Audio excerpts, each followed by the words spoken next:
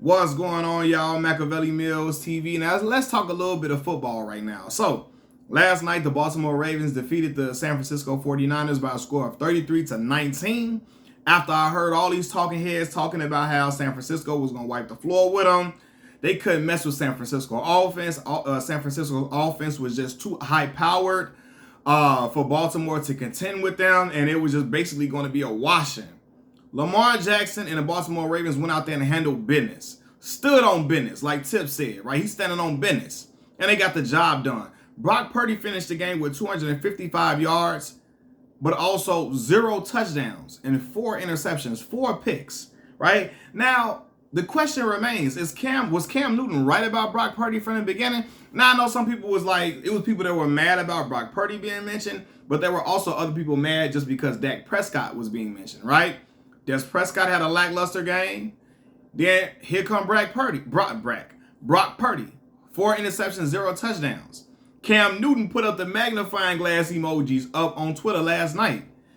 And I always believed that Cam Newton was right talking about Brock Purdy the whole time. Is Brock Purdy a good quarterback? Yeah, he's good. He's good. He's solid. He makes sure they don't lose the game a lot of times. He gets the right people the right ball in the right situations, for sure. But when you take away all of them weapons, not all of them, because no quarterback is going to be successful without all of the weapons, right?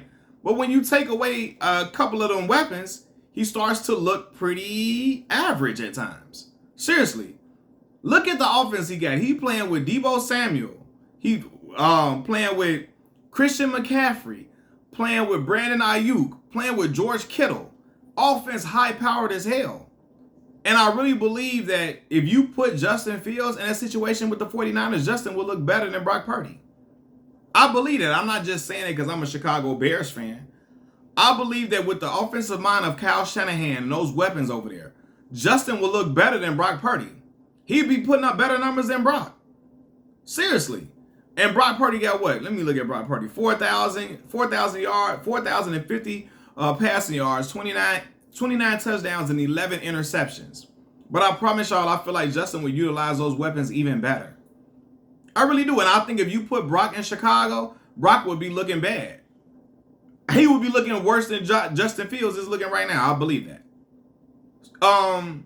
Again, I think he's good, but I think he has to have a lot of stuff good in the right situations for him to be like extra. I think if you put a lot of people, what I'm saying is, I'm going to say this. If you switch him to other teams, I don't think he looks this good. And some would argue, well, if he don't have a certain weapons, yeah, he ain't gonna look that good. No, sometimes, bro, I feel like you put him in the Chicago Bears situation, he's not gonna look. Nobody's gonna have him in no MVP conversations. His numbers will be lower than Justin Fields. You know, I'm not trying to diminish the guy at all. I just think that he's in a situation where everything, like you ever seen, I'm not comparing them to at all. I always said this, if Draymond Green would have left Golden State early in his career, I think Draymond would be out the league by now. Seriously. I think he found the right situation for him to flourish. And offensively, they don't compare, right? Because Brock Purdy, I'm not calling him Draymond Green. I'm just trying to use the situations, comparing it. He's surrounded by the greatest shooters, the greatest shooting backcourt we've ever seen. Then he got Kevin Durant to come join at Arsenal. Of course he's going to have games where he getting 10, 11, 12 assists. Of course he's going to have games where he's scoring a nice amount because he's getting wide open shots because the other team is afraid of all the other guys that's around, right? Brock Purdy got a hell of a running game. You feel me? Great receivers, great tight end. Shit, man, like it just, a lot of times he just got to put the ball right where it needs to be, and it's cool. Like them guys or in the area, you got to put the ball in the area, not right where it needs to be. In the area, they can go get it. Seriously, like you can't you can't stack the box like that against them. It's just no, you can't do those things because they just great all around offensively. They got the talent to fill a lot of voids. In Chicago, shit, he ain't got that rushing game. He wouldn't have no rushing game like that. In Chicago, outside of DJ Moore, I like Darnell Mooney. I do.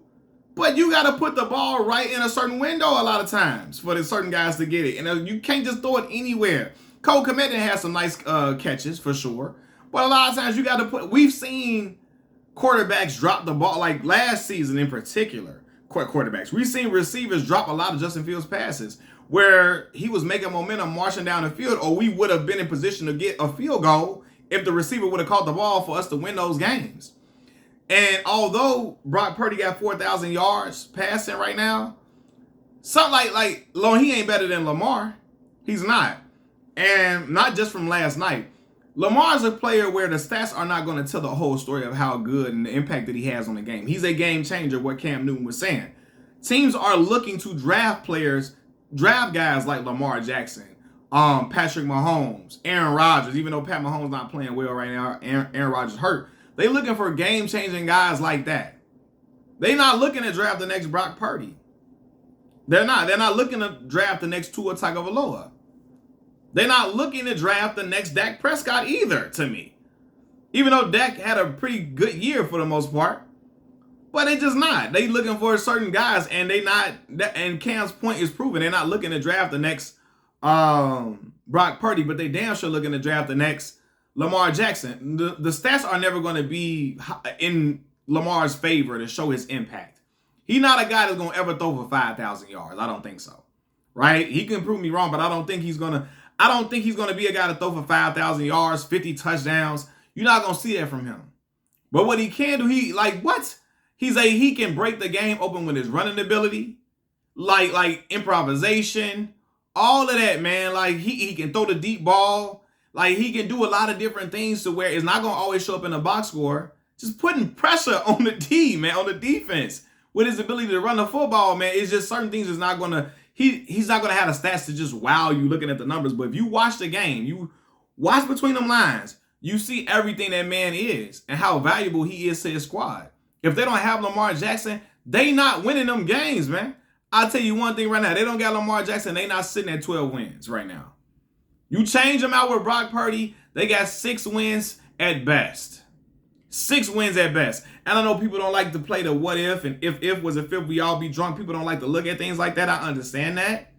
I get that because sometimes it's just not how they line up, right? We can't play these little games like that, but just think about it if you switch those guys. Just think about it. What? Lamar will be feasting over there and with San Francisco. Brock would be over there struggling in Baltimore. You know, so you got to look at it. I look at it like that, man. And not trying to clown the dude. Just imagine if Lamar would have thrown 4 picks yesterday. Just imagine that. Nobody's going to take into the consideration, oh, they got tipped and all that. No. They'll be like, yo, get the ball the way they can't tip the ball. Get the ball the way the DBs can't tip it, man. Get the ball over the receiver tipping and all. Get the ball where it needs to be. Nobody's gonna make excuses for that. For Lamar Jackson. He got 4 picks. I'm like, damn, he got 4 picks. That's it. That's all. Nobody's trying to explain the interceptions. They damn sure don't explain interceptions. They don't explain wins and losses with Justin Fields. Because people always talk about how Justin only won a certain amount of games as a Chicago Bears starter. Listen, with the defense that we had in particular last year, the defense, Justin was moving us down the field in ways I've never seen the Chicago Bears move the ball down the field last season. With his legs and his throwing ability, the way he was improvising with the legs, like we were never moving the chains like that. In all my years of watching the Chicago Bears, I'm only 30 years old.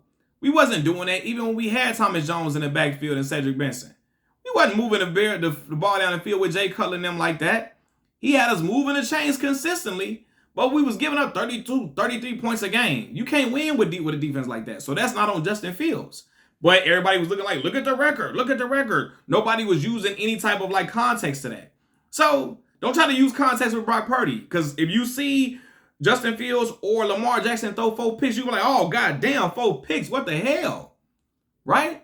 So I think, yeah, he's a game manager. I think he's good, but he ain't like Lamar, or he ain't Aaron Rodgers or Drew Brees, or he not a Patrick Mahomes type to me. Sure, I think he's good, but hey, man, Mud's gonna want to see if this is a Matt Castle type of situation. I ain't gonna put that on the young man. This is a Matt Castle situation in New England. But yeah, man, I believe people owe Cam an apology. I think he was right about Brock Purdy. Nobody drafting a team to looking for the next Brock Purdy in the draft. I'm sorry. Peace.